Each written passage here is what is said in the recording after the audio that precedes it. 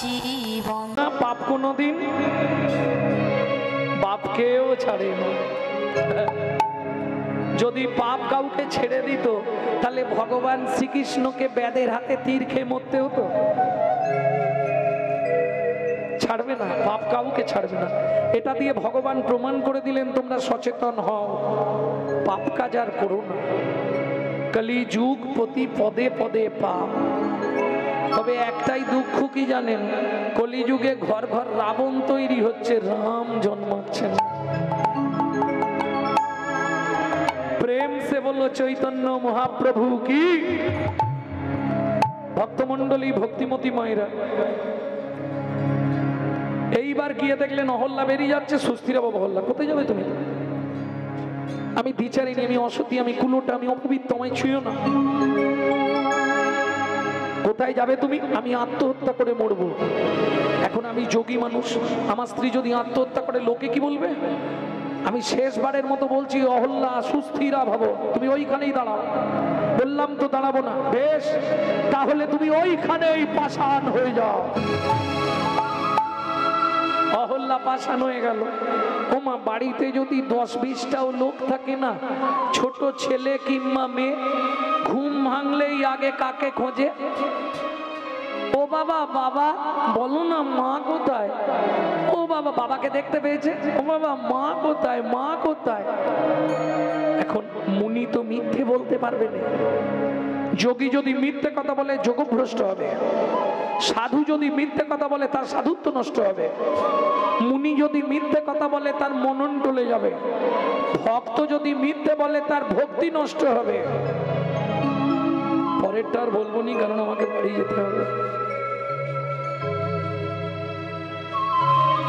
বলবো পদ্মা পুরাণে বলা আছে, পদ্মা পুরাণে মানুষ যদি মিথ্যে বলে 7 জন্ম নরকগামী হবে। যার জন্য স্বর্গের জায়গা ফ্রি পড়ে থাকছে, নরকে জায়গা নেই। ভক্তমন্ডলী, ভক্তিমতী মায়েরা, এইবার চলুন মুনি কি বলো না, মা কোথায়? ছোট্ট ছেলের হাতটা ধরে গৌতম মুনির একমাত্র পুত্র, নাম যার সদানন্দ, খোকা কি মা কোথায় বলো না? আয়, মাকে দেখবি তো, আয়। বনের মধ্যে নিয়ে গিয়ে ওই উঁচু ঢিপিটা দেখিয়ে বলে উঠল সদানন্দ, বাবা এই উঁচু ঢিপিটার ভেতরেই তোর মা আছে। বিশ্বাস করবেন, সেদিনের ওই ছোট্ট ছেলে সদানন্দ ছুটতে ছুটতে গিয়ে উঁচু ঢিপিটার মধ্যে আছাড় খেয়ে পড়ল। মা,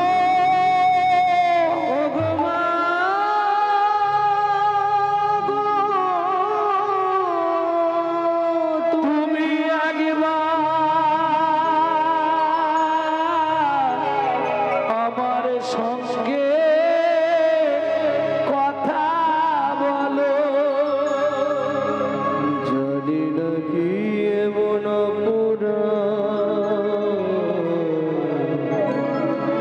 আমি করেছি, যার লাগি তুমি আমায় সাজা দিলে, বলে দাও ভগবান, কোন জনমের অপরাধে আমি মারা হলাম। এই কি তোমার বিচার প্রভু, এই কি তোমার বিচার? পিতা চলে যায় ধ্যান করতে, তুমিও যদি আমায় ছেড়ে চলে যাও, বলো মা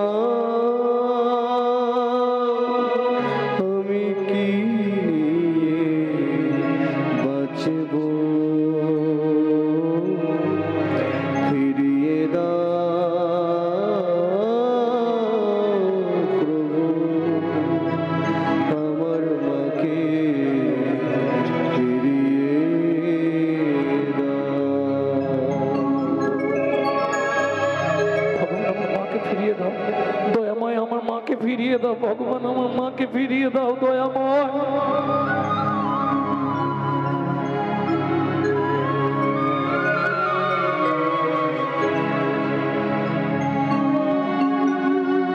তুমি ছাড়া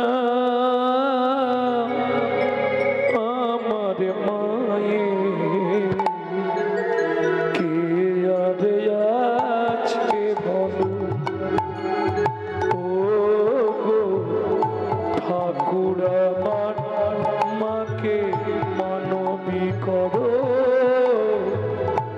ঠাকুর আমার মাকে মানবী করো। তুমি ছাড়া আমার মায়ের কে আর আছে বলো, ও ঠাকুর ঠাকুর আমার মাকে মানবী করো, ঠাকুর আমার মাকে মানবী করো। এসে দাঁড়ালেন শ্রী বিষ্ণু নারায়ণ লক্ষ্মীকে সঙ্গে নিয়ে।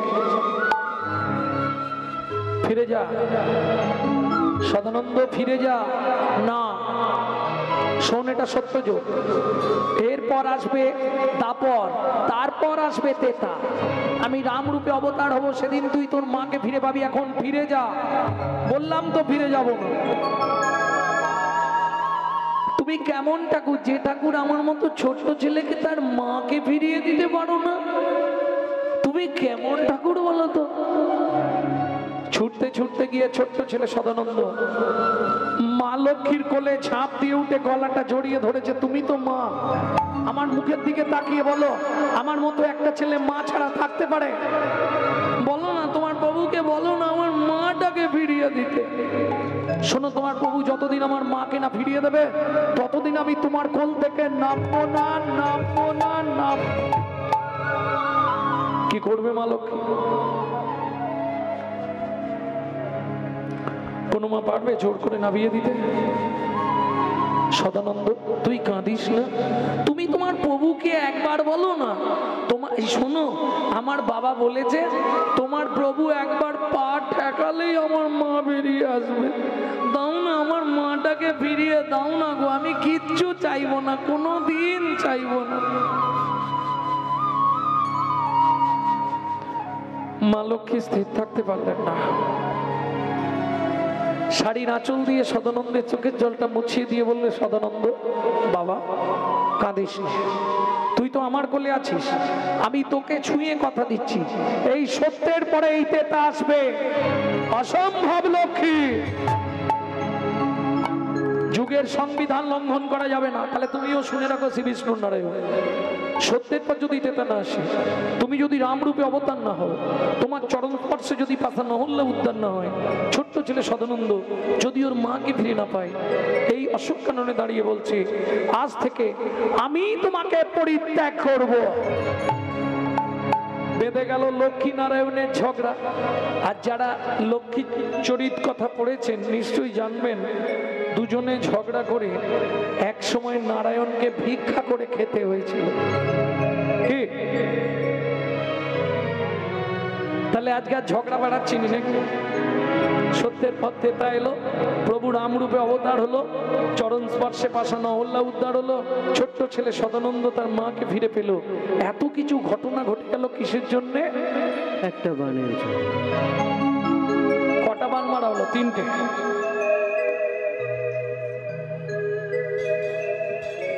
না না 3টে হয়েছে। কে বললো 3টে হয়েছে? একটাও টপকানো যাচ্ছে না।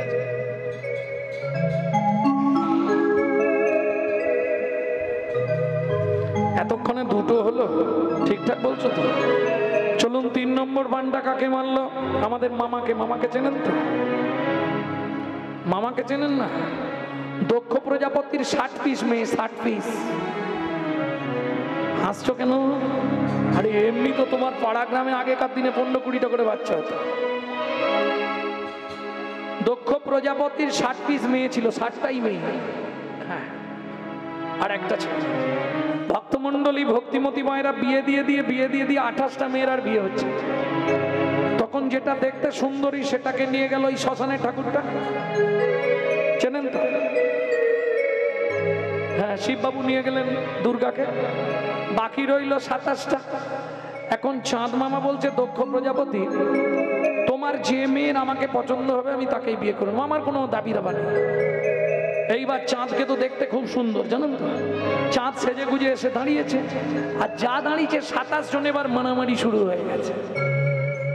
এ বলছে আমার দিকে আগে দেখেছে, ও বলছে এই আমাকে আগে চোখ চেয়ে হেসেছে, ও বলছে ওই দেখ আমার দিকে চোখ নেড়েছে, ও বলছে মুখ বাঁকিয়েছে। এইবার মারামারি যখন শুরু হয়ে গেছে, চাঁদ বলে বাবা দরকার নেই, আমি পালাই। আর মেয়েদের মারামারি দেখেছেন আপনারা? আপনাদের এদিকে ভদ্র জায়গায় মেয়েদের মারামারি হয় না নাকি? মেয়েদের মারামারি দেখতে বেশ মজা লাগে, একবারে চুলে ঝুঁটি ধরে করে।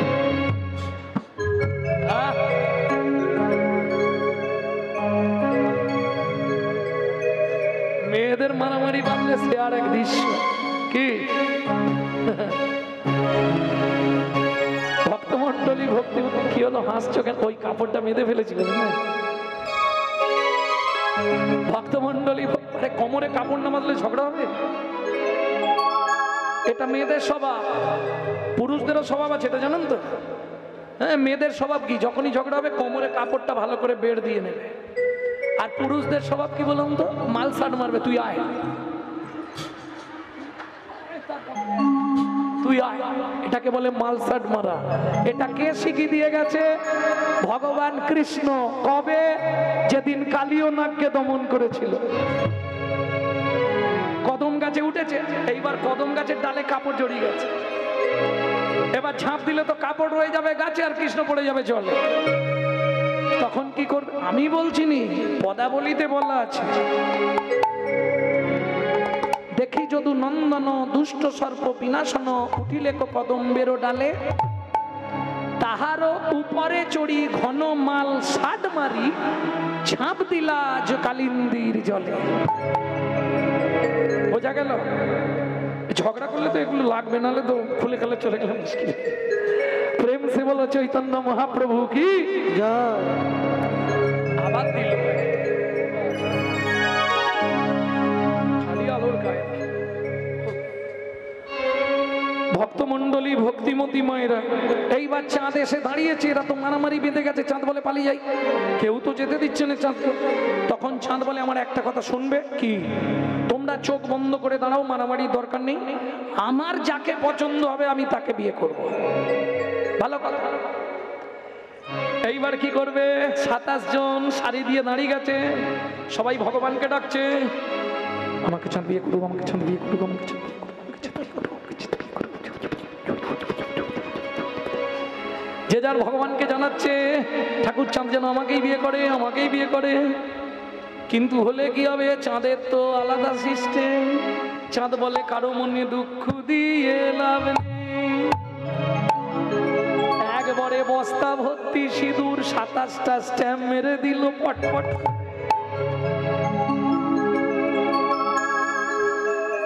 এইবার নাও ঝামেলা বেঁধে গেল। 27টা বউ নিয়ে চাঁদ সুখে সংসার করবে, হয় কখনো? হ্যাঁ, একটা নিয়ে ঝামেলা বেঁধে যাচ্ছে 27টা। দেখা যাক। কিন্তু হয়েছে কি বলুন তো? সেই সময় এখন চাঁদের বেঁধে গেছে 27টা বউয়ের সঙ্গে গন্ডগোল। আরে যতই হোক, কি সংসার হবে? তো খেচামেচি শুরু হয়ে যাবে। ঝগড়া যখন শুরু হয়ে গেছে, মদন ভাবছে এইবার চাঁদ তোমায় দিচ্ছি সাইজ করে। ব্যাস, মদন মান মেরে দিয়েছে।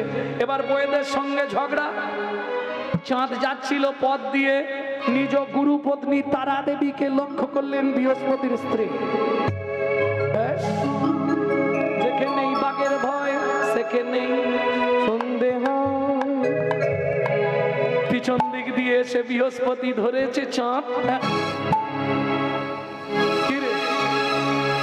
গুরু পত্নীকে লক্ষ্য করছিস? তোকে অভিশাপ দিচ্ছি, তুই 15 দিনের মধ্যে ক্ষয় হয়ে মরবি, মরবি, মরবি। তোর যক্ষা রোগ হবে। চাঁদের যক্ষা হয়ে গেল, ক্ষয়ে ক্ষয়ে ক্ষয়ে ক্ষয়ে চাঁদ এবার শেষ হয়ে আসছে। 27 জন কান্না করছে, ওগো আমরা বিধবা হয়ে যাব। একজন দুজন নয়, 27 জন। কিছু মনে করলে হবে না, ওই সময় তোমাদের একটা সুর থাকে, আসলে হবে না। এই সময় ভগবান থেকে একটা সুর দেয় না, কি গো ওগো তুমি কোথায় গেলে গো। হ্যাঁ, এটাকে বলে মায়ার সুর। 27 জন কাঁদছে, একজন বলে কেঁদে কি হবে, স্বামী তো মরে যাচ্ছে, কি করবি? বলে এক কাজ করলে হয় কি, মনের কথা একমাত্র তাকেই বলা যাবে। কাকে বলে? চল 27 জন মিলে জামাই বাবুর কাছে যায়। শালীদের মনের দুঃখ জামাই বাবু ছাড়া কে বুঝবে? 27 জন মিলে চললেন কোথায়? কৈলাসে। প্রভু গুণহীন মনি বহুমীশ মহিষ মহেশ গুণম গুণহীন মনি সগলাবরণ রণনির্জিত দুর্জয় দ্বৈতপুরম প্রণমামি শিবম শিব কল্পতরু। রণনির্জিত দুর্জয় দৈতপুরম প্রণমামি শিবম শিব কল্পতরু। ওম নমঃ শিবায়,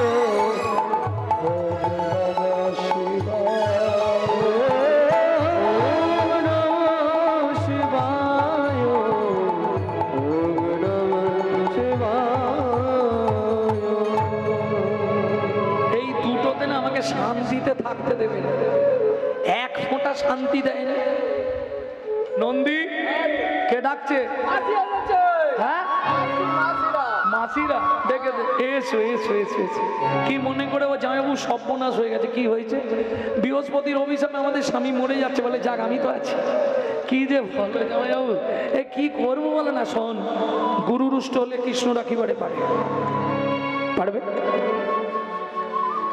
কৃষ্ণ রুষ্ট হলে গুরু রাখিবারে পারে, কিন্তু গুরু রুষ্ট হলে কৃষ্ণ পারলে গুরুদেবের কাছে চলে যা, গিয়ে পায়ে ধরে পড়ে জানা। 27 জন পায়ে ধরলে গুরুদেব এমনি ভয় পেয়ে যাবে। বলে যেতে তো পারবো, কিন্তু স্বামী তো এক কলা, যেতে আসতেও তো পচে গলে যাবে। বলে সেইটা তোদের চিন্তা নেই, তোরা যতদিন না আসবি তোদের এক কলা স্বামীকে আমি ফ্রিজে ভরে দিচ্ছি। ভোলানাথের জোটায় চাঁদকে ভরে দিলেন এক কলা। তাহলে ভোলানাথের জোটায় এক কলা চাঁদ এলো কি করে? তত্ত্বটা পেয়ে গেলেন। পরের তত্ত্বটা জানবেন, পৃথিবীতে শিবরাত্রি হয়েছিল কি করে। 27 জন মিলে চললেন কোথায়? দেবগুরু বৃহস্পতির কাছে। জয় জয় গুরু মহারাজ কি, জয় জয় গুরু পরম্পরা কি, জয় জয় গুরুদেব কি। বৃহস্পতি সেই সময় শিহরি স্তবগুণ পাঠ করছে। যদি তে হরি পাদ সরোজ সুধা রস পান পর হৃদয় সততম। যদি তে হরি পাদ সরোজ সুধা রস পান পর হৃদয় সততম। এটা আপনার জন্য গাইলাম। গীতি গুচ্ছ ভক্তি বিনোদ ঠাকুর। 4 লাইন গাইলাম। কলিহম গিহম ধৃত ভাবময়ম ভজ গোধূম কানন কুঞ্জ বিধুম। চরিতে হরি পাদ সরোজ সুধা রস পার পরম হৃদয় সততা। যদি তে হরি পাদ সরোজ সুধা রস পার পরম হৃদয় সততা। জয় জয় গুরু মহারাজ কি। কে মা তোমরা আমার জয় দিচ্ছ? আমরা আপনার শিষ্য মেয়ে। আপনি বাবা হয়ে 27টা মেয়েকে বিধবা করে দিলেন। তোমরা কার স্ত্রী? আমরা চাঁদের স্ত্রী। আমাদের স্বামী অন্যায় করেছিল, তাকে লঘুদণ্ড দিতে পারতেন, একবারে শেষ করে দিলেন। বৃহস্পতি বলে চাঁদটা বেঁচে থাকলে আমি একটা ব্যবস্থা করে দিতাম, যেই বলেছে ব্যবস্থা করে দিতাম 27 জন মিলে পায়ে পড়ে গেছে। 27টা মানে 27 দুগুণে 54টা হাত গুরুদেবের পায়ে। এবার সামলাও, জাগিয়ে তুলে দিবে না গুরুদেবকে। এবার কি করবে? আরে আরে আরে গুরুদেব কি করলেই ব্যাধি বিনাশ হবে? শোনবা, হিমালয় থেকে বেশ খানিকটা দূরে একটা তীর্থ আছে, সে তীর্থটার নাম হলো সোম তীর্থ। ওই সোম তীর্থ থেকে জল এনে যার ক্ষয় রোগ হবে তাকে স্নান করাবি। স্বর্গের গুরু বৃহস্পতি কথা দিচ্ছি, সে যতদিনে ক্ষয় হয়েছে আবার ততদিনে তার পরিপূর্ণতা প্রকাশ পাবে। 27 জন মিলে গেলেন সোম তীর্থে। চতুর্দশী রাত্রি ঘুটঘুটে অন্ধকার, ওই অন্ধকারেই জল নিয়ে ফিরেছে। আরে ভাদ্রি সাথী কি করবি? ঘুটঘুটে অন্ধকার, তাতে জামাইবাবু তো চোখ বন্ধ করে বসে আছে। এক কাজ করলে হয় না? কি? জামাইবাবুর মাথাতেই ঢেলে দিই না? পিছন দিক দিয়ে গিয়ে চল জামাইবাবুর মাথাতেই ঢেলে দিই, তাহলে আমাদের স্বামীরও স্নান হয়ে যাবে আর জামাইবাবুরও গা ঠান্ডা হয়ে যাবে। চলুন, 27 জন মিলে ঢালছে ভোলানাথের মাথায়। কি বলে ঢালছে?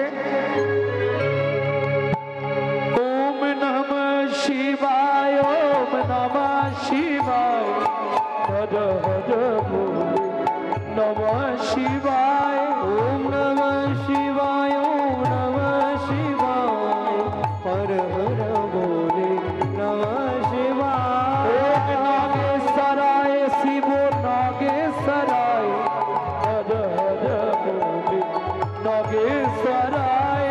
নাগেশ্বরায় শিব নাগেশ্বরায়, হর হর বলে নাগেশ্বরায়।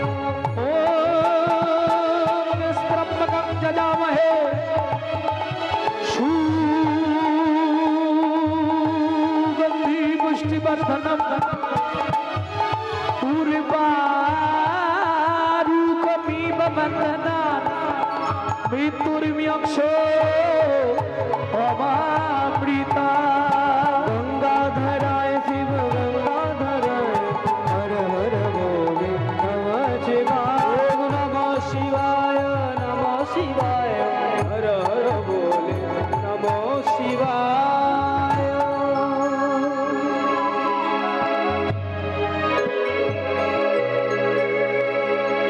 ভক্তমণ্ডলী, ভক্তিমতী মায়েরা, খুব অল্পেতে সন্তুষ্ট বলে শিবের আরেক নাম আশুতোষ।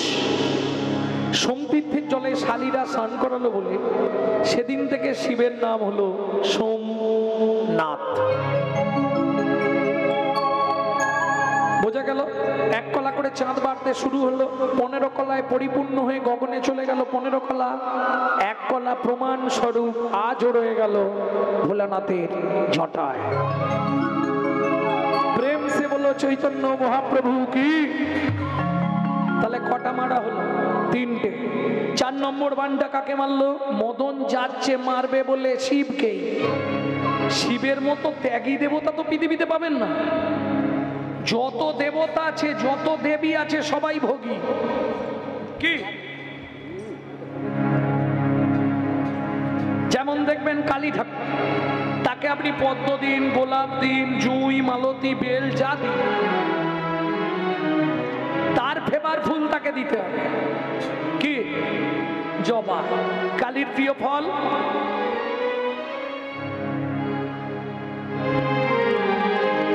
তাল। কৃষ্ণের প্রিয় ফুল শ্বেত করবী। কৃষ্ণের প্রিয় ফল, আমার ইউটিউব যারা শোনে তারা পটপট বলে দেবে। কৃষ্ণের প্রিয় ফল, এই মহোৎসবের দিন পদাবলী কীর্তন হয় না ভোগ গানে, চিড়ে ভোগে, সম্মুখে ধর কি বলা আছে না? হরি কাঠালিয়া মত্ত গন্ধ তুলসী, কাঠালিয়া মত্ত মানে গন্ধ তুলসী, যাহাতে গোবিন্দ আমার সদাই অভিলাষী। যাহাতে গোবিন্দ বিলাসী খেয়েছিল রে ছিল রে বিদুরের ঘরে গিয়ে খেয়েছিল রে বিদুরের ঘরে গিয়ে বলি জগৎ জীবে জানাইতে বিদুরের ঘরে গিয়ে হরি হরি হরি রে জগৎ জীবে জানাইতে জগৎ জীবে জানাইতে বিদুরের ঘরে গিয়ে ছিল রে ছিল রে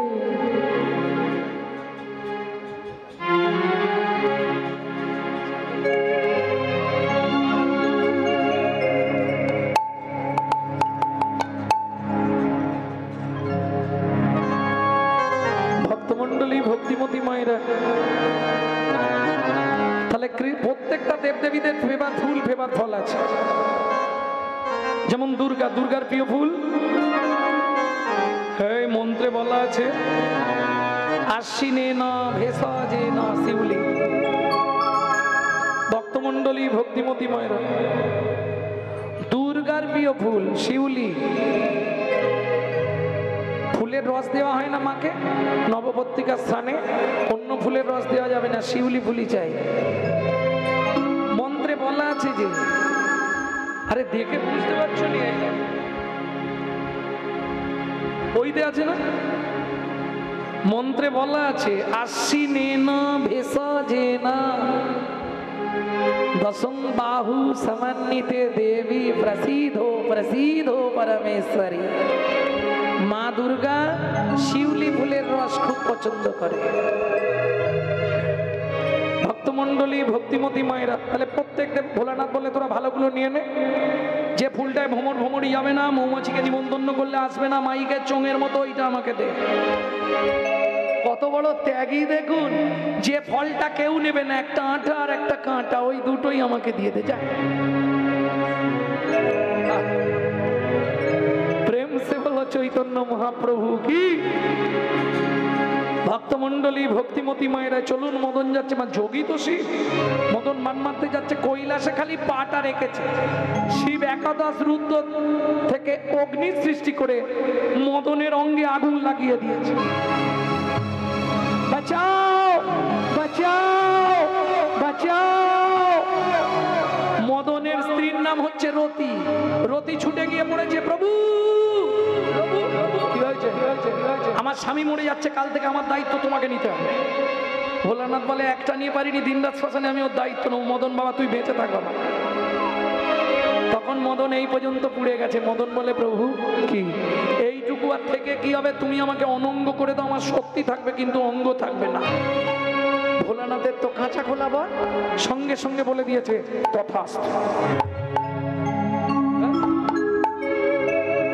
এইবার মদনকে আর রতি দেখতে পাচ্ছে না, রতি মানে মদনের স্ত্রী, যখন মদনকে দেখতে পাচ্ছে না, সেই সুযোগটা নিয়ে নিল সম্রাসুর।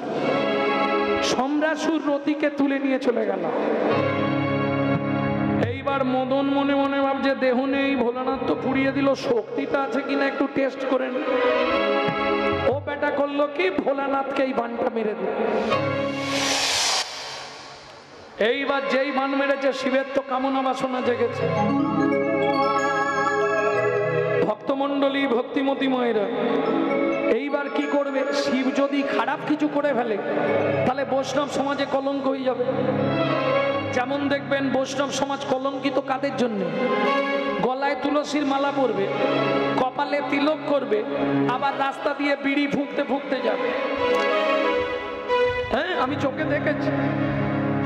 এদের জন্য বৈষ্ণব ধর্মটা নষ্ট হচ্ছে, এদের জন্য বৈষ্ণব ধর্মটা কলঙ্কিত হচ্ছে। কি হ্যাঁ গো, গলায় তুলসীর মালা, এদিকে যখন বেরোচ্ছে একবারে ভাবরে।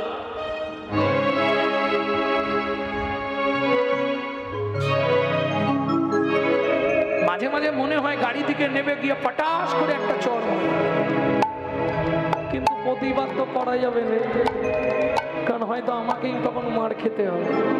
যার জন্য হিন্দু ধর্মের অস্তিত্বটা নষ্ট হয়ে যাচ্ছে। ভক্তমণ্ডলী ভক্তিমতী মায়েরা, এইবার চলুন, ভোলানাথ যদি খারাপ কিছু করে ফেলে বৈষ্ণব সমাজ কলঙ্কিত হবে। শ্রী বিষ্ণু নারায়ণ ছুটলেন কোথায়, লক্ষ্মীর কাছে। লক্ষ্মী, ও লক্ষ্মী, বলো প্রভু। তোমার একটা শাড়ি আমাকে দাও। শাড়ি কি করবে? আমাকে এখন নারী সাজতে হবে। এত চিন্তা করি শ্রীনারায়ণ হরি, এত চিন্তা করি শ্রীনারায়ণ হরি, দাঁড়াইল নারী রূপ ধরি,